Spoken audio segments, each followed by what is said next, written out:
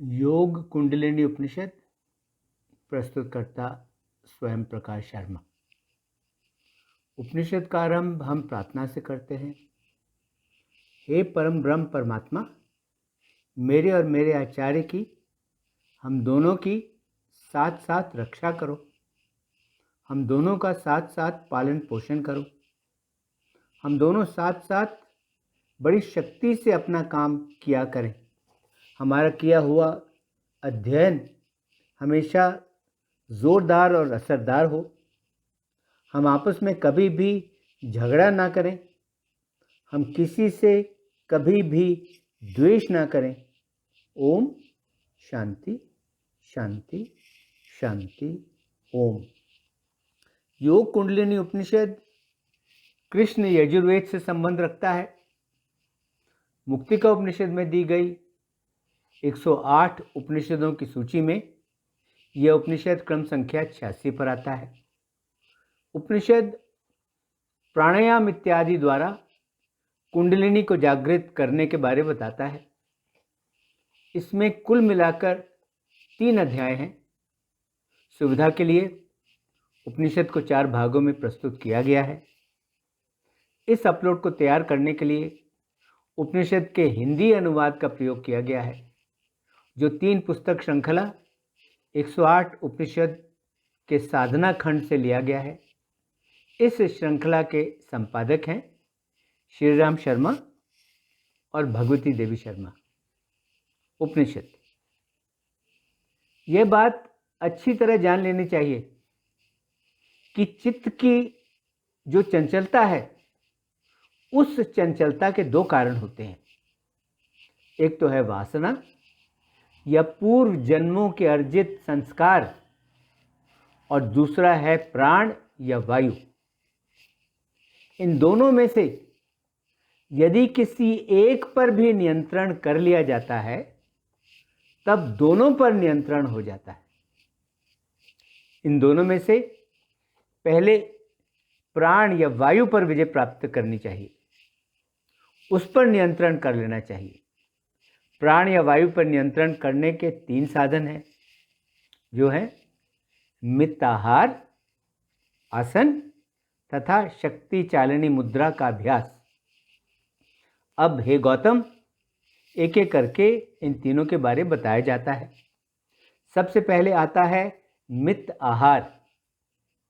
खाना खाते समय व्यक्ति इस बात का ध्यान रखे कि उसका भोजन पोषक और मधुर हो, और भोजन की मात्रा इतनी होनी चाहिए कि भोजन से उसका केवल आधा पेट ही भरे। बाकी का जो आधा पेट रह जाता है, उसके आधे हिस्से को वह पानी से भरे और आधे हिस्से को यानी 1/4 पेट को वह खाली रखे। इस प्रकार किए गए भोजन को मित आहार कहते हैं। प्राणायाम करने के लिए प्रमुख तौर से 2 आसन बताए हैं। एक है पद्मासन और दूसरा है वज्रासन। पद्मासन के लिए व्यक्ति को इस प्रकार बैठना चाहिए। वह अपने बाएं पैर को अपने दाएं जांघ पर और दाएं पैर को अपने बाएं जांघ पर, तलवों को सीधा ऊपर की ओर रखकर बैठे। इस प्रकार बैठना पद्मासन कहलाता है। वज्रासन में व्यक्ति को इस प्रकार बैठना चाहिए। गर्दन, सिर और शरीर को वह सीधा और एक सीध में रखे। बाएं पैर की एड़ी को वह सीवन या योनि स्थान में तथा दाएं पैर की एड़ी को वह उससे ऊपर रखे और ऐसे रखकर बैठे। ऐसा बैठना वज्रासन कहलाता है। अब शक्ति चालिनी क्रिया पर आते हैं। शरीर में जो प्रमुख शक्ति है, वह प्रमुख शक्ति तो कुंडलिनी है। बुद्धिमान व्यक्ति चालन क्रिया के माध्यम से कुंडलिनी को उसके नीचे के स्थान से ऊपर भ्रुकुटियों के बीच ले जाते हैं। इस क्रिया को शक्ति चालिनी क्रिया कहते हैं। कुंडलिनी को चलाने के या कुंडलिनी को जागृत करने के मुख्य रूप से दो साधन बताए गए हैं। एक है सरस्वती चालन और दूसरा है प्राण निरोध या प्राणायाम। प्राणों के निरोध से या प्राणायाम के अभ्यास से कुंडलिनी, जो कुंडलों के रूप में होती है, वह कुंडलिनी सीधी हो जाती है। पहले सरस्वती चालन के बारे में बताया जाता है। प्राचीन काल में विद्वान लोग इस सरस्वती को अरुंधति भी कहते थे। जिस समय ईड़ा नाड़ी या श्वास बाईं नासिका से चल रहा हो, उस समय व्यक्ति दृढ़तापूर्वक पद्मासन लगाकर यदि सरस्वती का संचालन अच्छी तरह से करता है तो कुंडलिनी अपने आप ही चलने लगती है। तो कुंडलिनी स्वयं अपने आप ही जागृत हो जाती है। फिर व्यक्ति ईड़ा नाड़ी या बाईं नासिका में जो श्वास भीतर जा रहा है, तब वह उस आकाश को, जो 12 उंगल है, उस आकाश को वह 4 उंगल बढ़ा दे और इस बढ़े हुए आकाश से वह सरस्वती नाड़ी को बांध ले। फिर वह दृढ़तापूर्वक अपनी नाभि के पास दोनों ओर पसलियों को अपने दोनों हाथों की उंगली और अंगूठे से पकड़कर पूरी शक्ति से कुंडलिनी को दाएं से बाएं ओर जोर जोर से हिला दे, जो वह बार बार किया करे। कुंडलिनी को हिलाने का काम वह निर्भय होकर करे और वह इस काम को 2 मुहूर्त या 48 मिनट तक किया करे। साथ साथ सुषुम्ना नाड़ी के मुख में जो कुंडलिनी प्रवेश कर गई है, उस कुंडलिनी को भी थोड़ा सा वह ऊपर की ओर खींचे।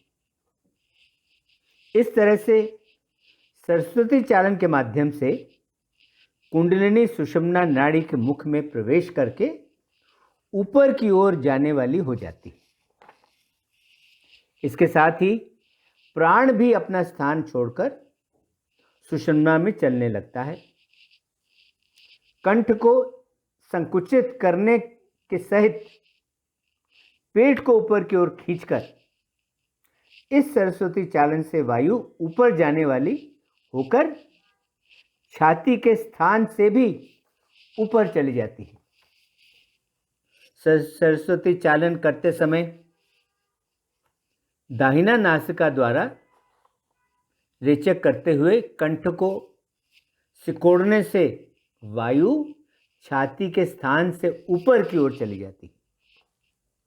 इसलिए निश्चित रूप से जो शब्द गर्भा सरस्वती है या जो शब्दमयी सरस्वती है, उस सरस्वती का संचालन करना चाहिए। अर्थात पहले बताई गई जो सरस्वती चालन क्रिया है, वह सरस्वती चालन क्रिया करनी चाहिए। इसका संचालन करने वाले योगी सभी प्रकार के रोगों से मुक्त हो जाता है।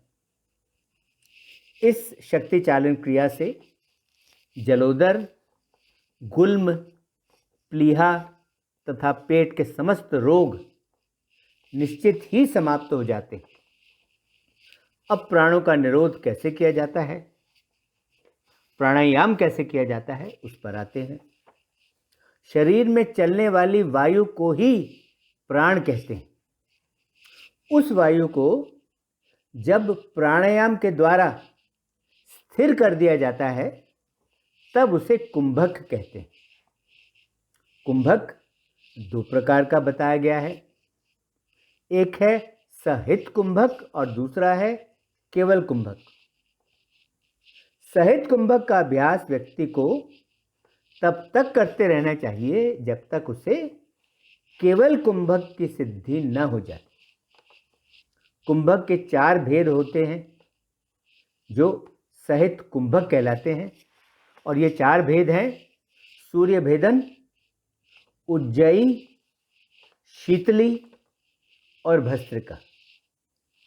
सरस्वती चालन क्रिया व्यक्ति को ऐसी जगह पर करनी चाहिए जहाँ पर कंकड़ पत्थर आदि ना हो, आसपास अग्नि, जल और शीत आदि ना हो, जगह पवित्र एवं एकांत हो।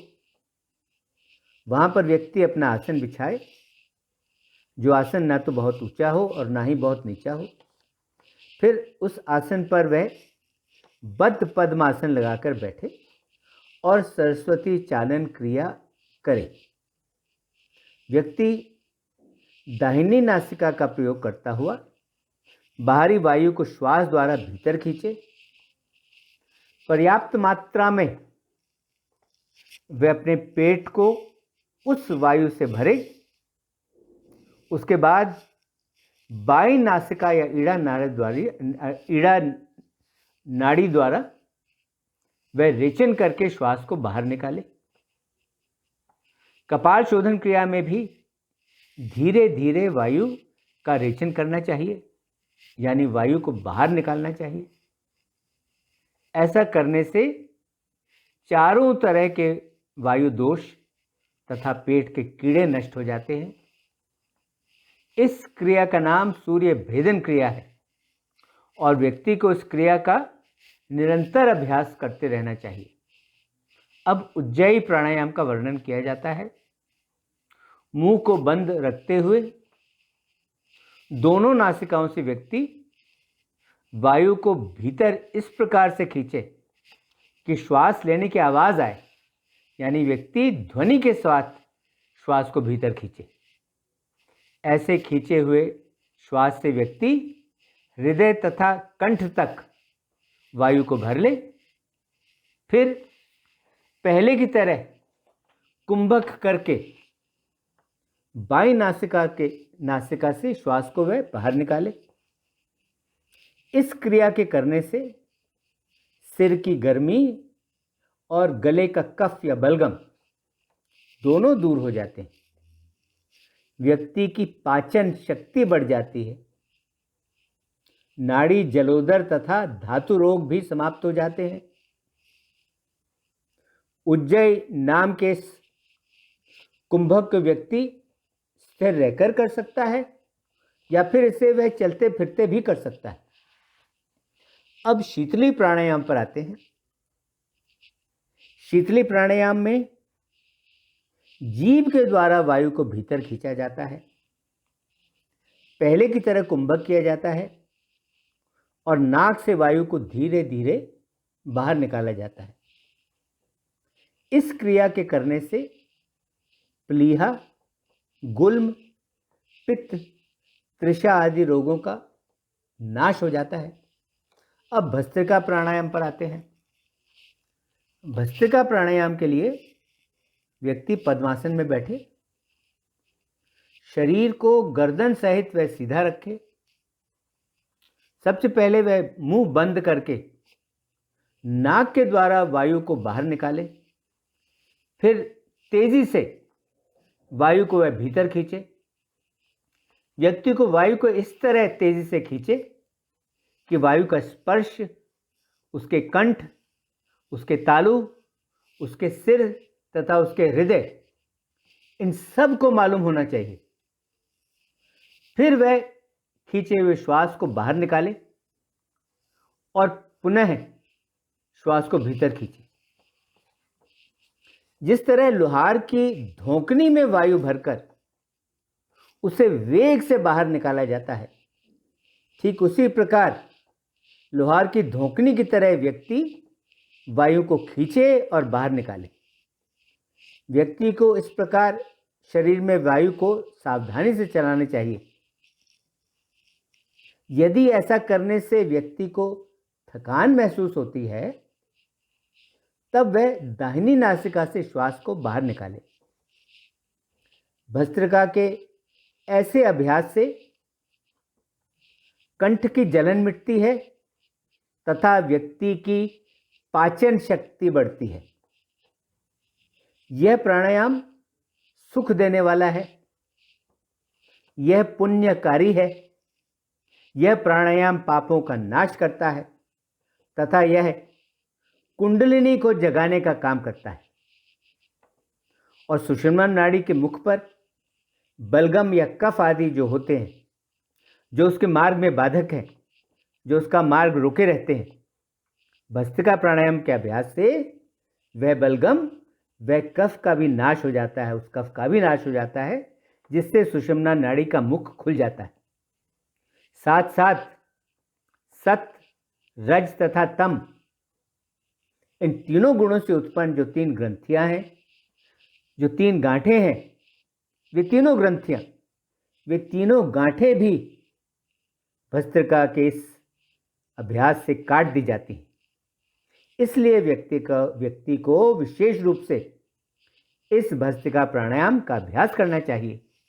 हाँ, व्यक्ति को विशेष रूप से इस भस्त्रिका प्राणायाम का अभ्यास करना चाहिए। इसके साथ ही योग कुंडलिनी उपनिषद का पहला भाग संपन्न हुआ। ओम शांति शांति शांति। ओम।